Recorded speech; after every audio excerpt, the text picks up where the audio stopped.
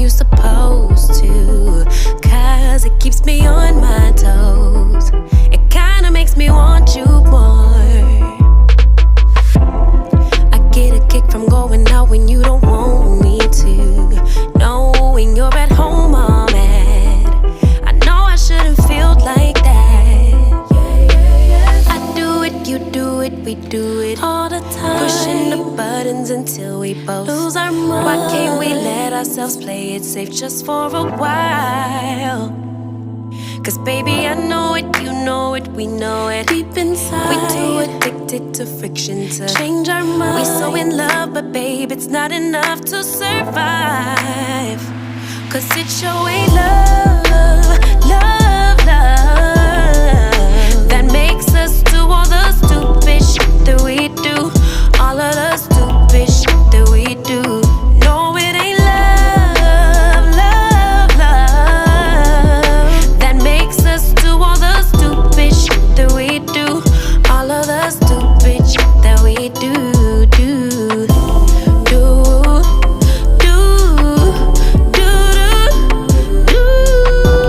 Why do we do the things we do? Yeah, you claim you don't mind it if I'm dancing with a stranger, so I do it to get on your nerves. Cause I know that you really hurt. So tell me, is it love, love, love, love, love, when you're provoking jealousy, like you're always testing me? Tell me what that is, tell me what to fix. Cause baby, I do it, you do it, we do it all the time, pushing the buttons until we both lose our mind. Why can't we let ourselves play it safe just for a while? Just for a while. Cause baby, I know it, you know it, we know it. Deep inside, we need help with these bad habits and foolish pride. We so in love, but babe, it's not enough to survive. Cause it's your way, love, love, love, that makes us do all the stupid shit that we do. All of the stupid shit that we do. No, it ain't. Hello everybody and welcome back to my YouTube channel. My name is Zen Manso. I am a mother, a wife, a business owner, an employee, a fitness enthusiast, an employer. I think today I wanted to create this video because I am going through the most.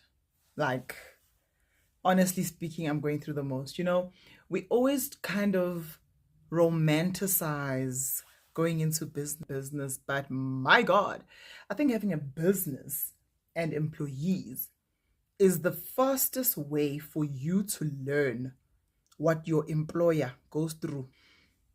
I have a fashion business called Zen Black. I started Zen Black by accident, honestly, in terms of starting it to become a business. And I always say it's by accident because I wanted to sew for myself. Really.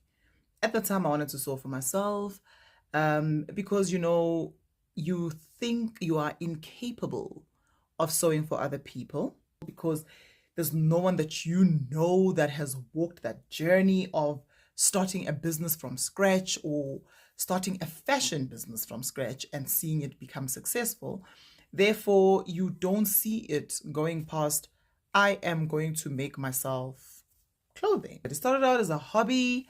I was sewing for myself, making myself bodycon dresses because I enjoyed it, really. I bought a sewing machine so randomly for a while.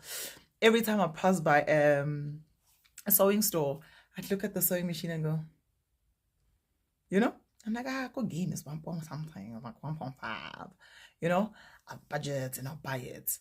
And then I went to one of these stores in the mall that sell sewing machines. I'm like, so why should I buy my sewing machine here versus at Game? Because, I mean, Game is cheaper, you know? And they're like, will Game show you, sorry, apologies. Will Game show you how to use the machine? I was like, will Game guide you? Will Game, will they show you all the basics that you need? I'm like, well, you got a point. You got a point. So I was like, okay, cool. How much is your basic sewing machine? And they were like, it's 3.8. I'm like, 3.8. God damn. How many months to pay? I mean, I'm being honest here, guys. I did not have 3.8 at my disposal at the time. So I put down a deposit for it of 1.5, and somehow I managed to get the balance before the time was up. Before even 2 weeks had passed, I came back, I paid.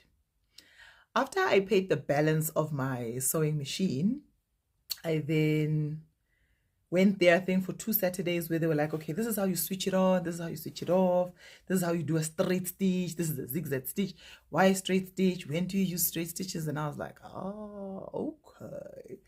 Now that I know how to do the basics of that, let me go buy fabric. What fabric am I buying? I'm like, hey, give me that t-shirting fabric.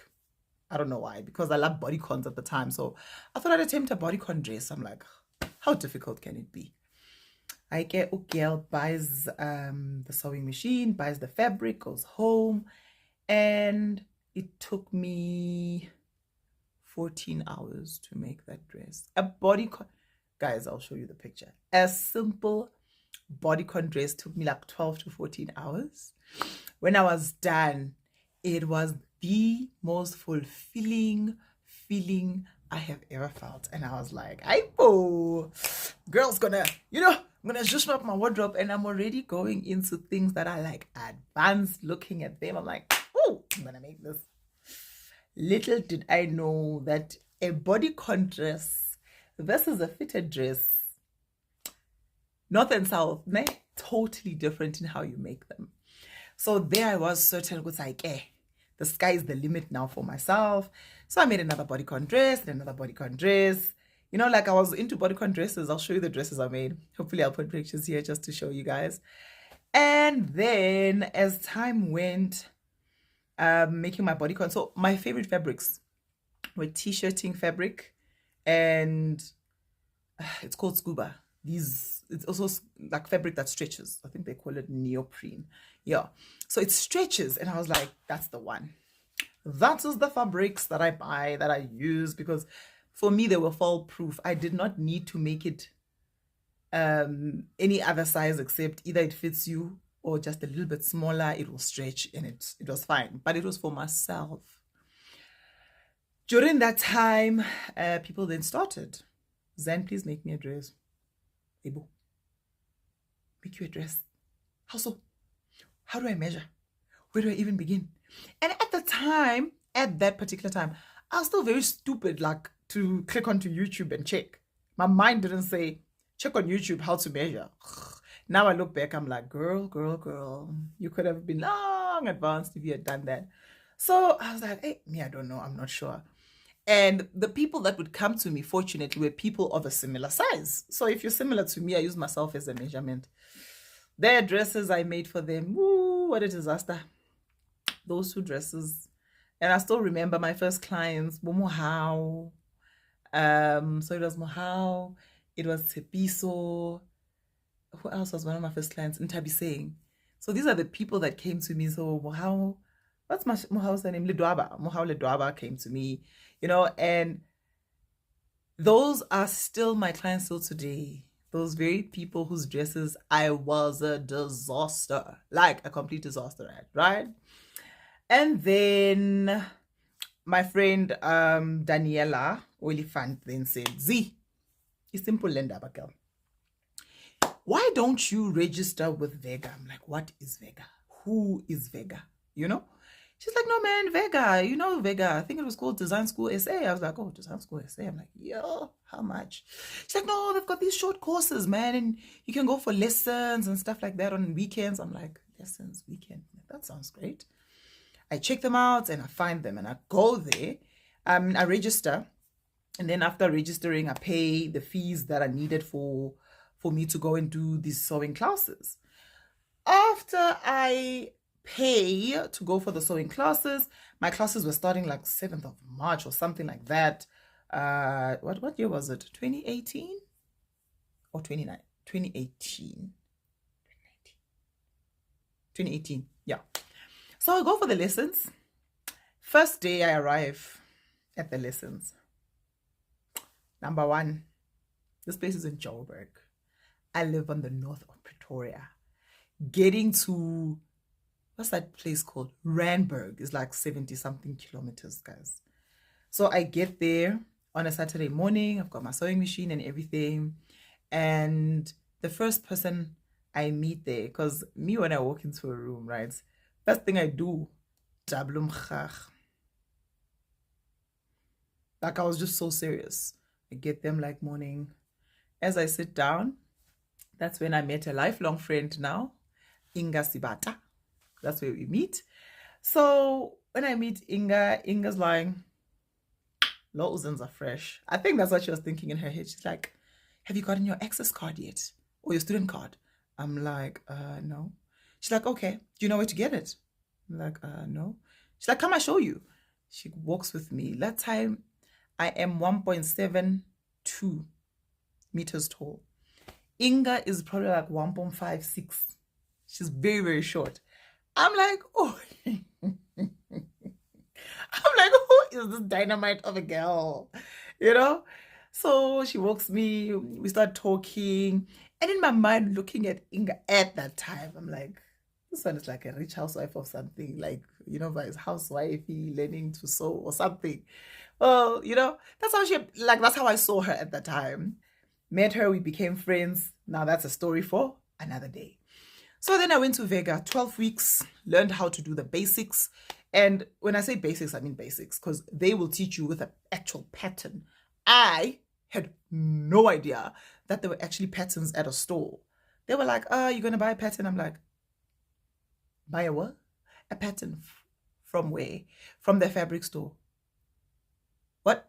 What does that mean? Because I didn't know there were things called patterns at a fabric store. So they said, okay, cool, we're going to do basics, a shirt, a skirt, and something. I forgot what else. And when they were teaching us those basics, right, I went and got a pattern. Then I got obsessed with patterns. I bought so many patterns. Then eventually I was like, how do I make things that are in my head? Am I constantly going to have to go to Metro or whatever these fabric stores are and look for a pattern? I'm like, nah, that doesn't make sense. Then Inga and I start talking on the side. We're like, dude, can we find a place or something where we can know how to do patterns that are in our head? I said, I found this girl online. I found her on my Instagram. I think her name was Prudence, New Base Academy. Inga and I, well, Inga is a fireball, guys. Story for another day. She's a fireball, that lady. Ne?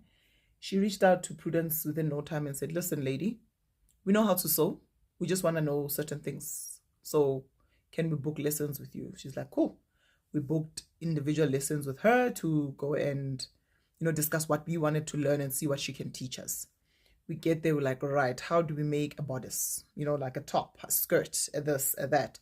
She guides us and says, well, this is how you do it. And I thought to myself, okay, cool. Now we've got the basics. Let's go try it out. It was still a mission, right? And that's basically how the journey to starting to sew came about. Prudence gave us what they call blocks. These blocks are used now to draft the top. They're used to draft a pencil skirt. And she was teaching us then with the measurements, what you do, seam allowances, etc. And then after that, everything else was basically self-taught. Through this journey, Inga, my friend, decided to start her own business like full force. And she's like, I'm starting my business. Zen, you must start your business. I was like, ooh, babes, Andiko ready. You? She's like, but Zen, she called me Beyonce. She's like, Zen, you're like the Beyonce in the group here. You know how to sew. I'm like, I'm not ready. She starts her business. She starts posting on Instagram. Starts growing. She's like, Zen, do it. I'm like, yo, I just want to know how. She's like, just do it. Eventually I start and I do my business. When I then started doing this, I was doing it for colleagues at work, one or two people here and there. Started posting on Instagram, had 300 followers, nyana, and then COVID hit. When COVID hit and we went into that lockdown, a few months prior to COVID hitting, I had said to God, I wish I could get 6 months leave, man. I feel like if I am given 6 months, I could advance my business and take it further. That's what I wanted. So when COVID happened, then I started making masks. Literally, I made masks for me and my daughter. And I posted it on my Instagram, my Facebook, and my WhatsApp. And did the orders not... Like, I was one of the first people to start making masks, well, in my space, let me put it that way, around me, that I was like, hey, now, hold up. Cloth masks, is that true? So I made those masks, and after making those masks, the orders came and went crazy. So in the past, there would be people that I would be using their services when I needed to do certain things. So I reached out to them. I'm like, do you know anyone who's looking for a job? And they're like, yeah, I've got a person. They found me a person. This guy came during lockdown because now I had all the necessary documentation to operate during lockdown.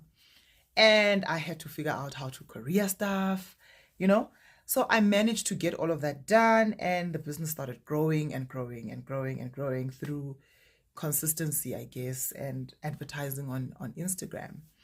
So then I started having a person, and as business grew, that person started demanding out of control, where you're like, hang on a minute, what's going on? And that's the other thing about business, guys.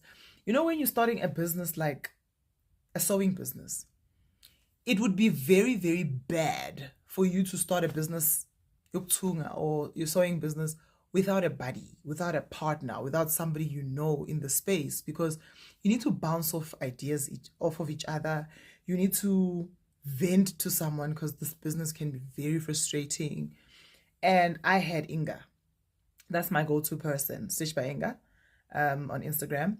I go to her. She's my girl. I can go to her at any point in time and say, listen, this is what I'm going through. This is what's happening, and she would guide me. And to say Inga has been the wind beneath my wings would be an understatement in terms of guidance and business and boldness. More than anything, her boldness. That woman is bold. She will push you past what you think are your limits. She's like, you can do this. Come, let's try. And I'm like, I'm tired. I think I'm going to leave this business. She's like, leave. I'm not tired. You rest, not quit. What's this leaving thing? The only way you can do this is hire someone to do it for you. You know how to sew. You can oversee stuff. I live in Pretoria. It became the most difficult thing to try and find someone who can sew the way I wanted them to sew. I've got my own way of creating patterns, and I wanted that for myself, right? So through this particular journey of trying to find someone, guys, I think in a space of 3 months, I had fired 6 people. I know people will probably think, ooh, what kind of employer are you? No, it's really a matter of the quality of work. If it's not speaking to me, and we've had the conversation more than once, and I feel like language is a barrier or something, then I move on, because I can't keep getting stuck on the same thing when you need a dress and I'm like, oh, my guy messed it up. You're not going to be understanding. So I had to make sure that I get the right people to work for me, because, I had that employee. And then after that employee, I had another employee. And then I had another employee. And there was a space where I was changing employees left, right, and center. And I had to stop and wonder, do I really want to do this in terms of the business aspect, or do I just want to solve for myself? Can I really do this? How am I going to do this? I've got a very demanding 8-to-5 job. I genuinely do. My job requires me to be high performance, top performing. I compete with people who are doing crazy numbers. I'm in a sales team. and I have to perform at the same level that everybody is performing. So you better understand that between 8 and 5, I'm really focused on my 9 to 5 job. And then after hours is when I get to really focus on Zen Black. So now I'm getting to a point where I'm like, yo, I'm not finding people that this thing is not going to work. It's not going to work. It's not going to work. Eventually, I find 2 people, but at different times. And I thought to myself, what a blessing. The one lady was able to read my patterns because I love creating my own patterns, as I said. So she was able to read my patterns, interpret them, stitch things the way I wanted her to. And I was like, oh, I'm heading the right direction. Then I got another guy to come work for me. And this guy needed a lot of teaching and patience and coaching and like a lot of patience. I did that. I was very patient. I started because I felt like initially I was very abrupt because I expected people to know how to do things, and I had to learn to adjust and be a little bit more patient with people. I had to learn how to lead people. I had to learn how to manage people in a work setting, where you are hiring and you're firing people and you are the financial manager of your own business. You are the business itself. I've done every single thing for my business to get it to where it is. But I feel like right now, I am at a point where my business is forcing me to change the way I work. Like, you either learn to adapt or you die. You either change your business model if your business model is not working, or you risk, losing your entire business completely. So I feel like I'm in that position right now where I have to relook at my business and say, right, the model I have, is it working? This whole, I'm going to wake up at 2 a.m., I'm going to do this until this time. Is it working? Is it working for me? And if I were to restructure and change this whole business model of mine, will I be able to let go of my trust issues? Will I be able to transfer what I want to the relevant people that will be working for me? What is the benefit of it? Will my business be successful? Like, guys, it's a lot. You sit here, you're like, why do I even own a business? I'm a middle-class South African. And by middle-class, I mean, things are tough. You have to find that balance of, okay, cool. I've got a 9 to 5 job. This is what it gives me on a monthly basis. Is that enough for me to push, the month? And it's not. We all know that it is not. You need supplementary income. But that supplementary income comes at a cost. At the cost of your sleep, at the cost of your social life, at the cost of your family time, at the cost of losing friends. These are the sacrifices and the costs associated to owning a business. So if you think you want to be a business owner, you need to realize that depending on which industry you are going into, you are going to have to sacrifice a lot of time investing in your business to make sure that your business gets to where you want it to go. So that's the one thing. I'm at that point where the only friends I have are the friends who want to be my friends. Honestly, because you can't force grown adults to be your friends. And I need people who understand that I'm not always available. Unfortunately, I'm not. And sometimes it appears as though I'm selfish. Trust me, even that, I'm not. I'm trying to build something, and it's really, really difficult. Imagine even if you were to start a baking business and you're making cookies or something like that, and you have to wake up at 2 a.m. to make the cookies before you get to work. When do you get the time to socialize? Because number one, your sleep is on minus 4 hours. 4 hours of sleep that you need. You owe your bed the rent. And here you are. So it is such a difficult thing to own a business because it's very lonely. And that's why the The friends that I have are people who are in a space where they are hustling themselves. They are doing things to push on the side, and they kind of understand what's I shame. The world we live in, when we get to be together, we get to be together. I also have a partner who is in business. He's an entrepreneur himself, and he also understands how challenging it is. So I bounce off some ideas at him, and I'm like, my guy, what do I need to do? And he's like, it's about time you fire him. I'm like, and I sit with my friend Inga, and I say to her, Inga,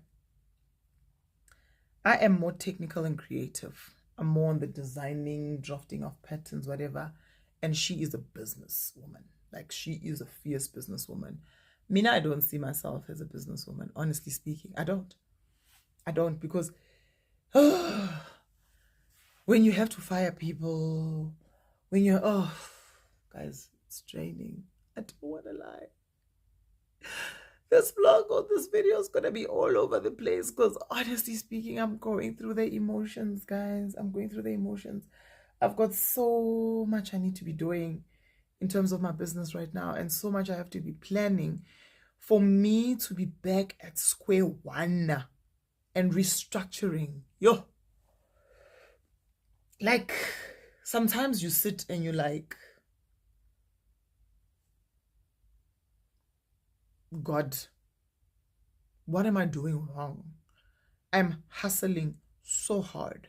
I'm working so hard. But things just are constantly, a mess. It's like too north, and they just never, I'm frustrated. I don't have the words for today's video. I am genuinely frustrated because I'm realizing now that my model ain't working. What I'm doing is definitely not working. I need to find a new way of working. And I don't know what that new way of working entails. But I think the only thing I just wanted to say in this vlog or in this video, guys, is that yes, we live in a time where it is important that you have a side hustle or something to bring you an extra income. However, at the same time, whatever it is that you go into, make sure that you understand it. Make sure that you can handle the requirements of whatever your niche or your business is. Make sure that you deliver, because one thing you don't want to do is ruin your reputation or ruin your brand due to being overzealous. Okay? Yeah, man, I'm going through the most right now. There was a point where I used to fire people left, right, and center.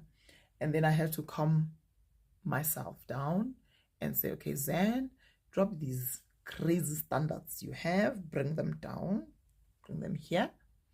And when I brought my standards down a bit, and I was able to work with people for longer, right? So now, 1 year later, I'm being dumped. And I'm like, but yeah, that's what happens. It's life. Employers, they hire us, they give us skills. When we're at a certain level, we're like, Juice's employer, I'm going next door. It's normal. It happens. But this is where I go back to the books that I've been reading. And I'm like, you can't have one person that you're depending on in your business. Because then that means you're a poor planner. You know what I mean? You always have to have option A, B, C, and D to say if option A doesn't work, I've got option B. If option B is a fuck up, then I've got option C.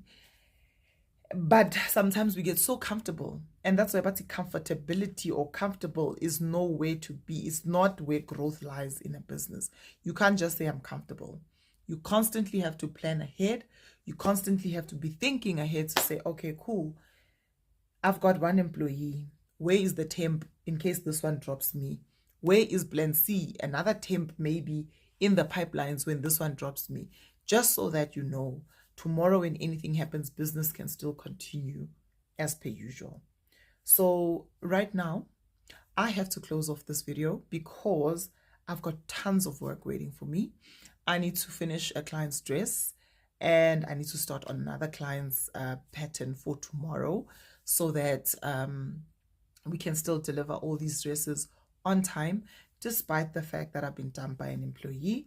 So tomorrow I get to meet someone else that I'm going to be interviewing and see how things go.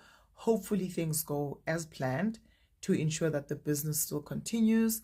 But this is the saga of my life right now, where I have to find an employee to help me manage all my orders. That's basically where I'm at. So for another episode of what is Zen going to do? How is Zen going to get back from this? And how come Zen is not crying? Because honestly speaking, I used to cry. But I think when this happened this morning, I was like, here we go again. It was an episode of here we go again. Honestly speaking, like it's draining. It's draining when you're trying to build a dream. There's always gonna be roadblocks. There's going to be challenges on the road. And it is going to be how you come out of them that determines who you are. It's very challenging, honestly speaking, but I'm going to work towards resolving this problem. So by the time this vlog or this video, it's not a vlog, what am I saying? By the time this video goes up, guys, I do believe that I would have been sorted and I will be in a calmer space, and all my deadlines will also be met, because wow, guys, ndine stress. Is it serious? Well, I need to stop also using other languages. Yeah, I must stick to English. So I am super stressed. I am super worried because, you know, as mentioned, I've got my 9 to 5 that requires me to be there, and then I've got this conundrum, this situation of now how do I make everything else happen? Pray for me, guys. Send me love, because yeah, no, we're hectic. It's tough in the business space. Not easy at all. Anyway, thank you so much for tuning in. Please comment, like, and most of all, subscribe to my channel. Help me grow. I don't know what this video was about, except for my saga. Everything else in between was just a story. But yeah, I'm going through the most. Stop romanticizing business. Business is not as easy as it looks. There's times where I'm like, yo, can I just be the real housewife of something and really just chill? Because yo, hi siyabuya, guys. No, it's hectic. It is genuinely hectic. Yo. Bye, guys.